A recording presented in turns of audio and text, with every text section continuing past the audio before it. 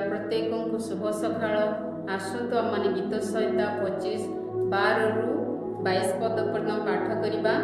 एठा लेखा अछि, सदाप्रभु को भय करिबा लोक किए, से ताहाकु ताहार इष्टपथ शिक्षा देबे। ताहार प्राण कुशल बास करिब ओ ताहार वंश देश अधिकार करिब।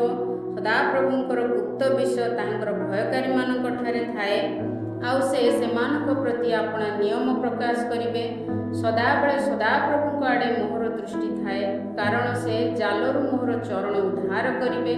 मो प्रति फेर ओ मो प्रति दया कर, कारण मु असहाय ओ दुखग्रस्त अटे। मो अंतकरण जंत्रणा बढ़ी अछि। तुम्भे समस्त कष्टरू मते उद्धार कर। मोर क्लेश ओ दुख प्रति दृष्टिपात कर, पुणी मोर पाप सबु क्षमा कर। मोर शत्रुमानक प्रति दृष्टिपात कर, कारण सेमाने अनेक। सेमाने दारुण घृणा भावरे मते घृणा करती।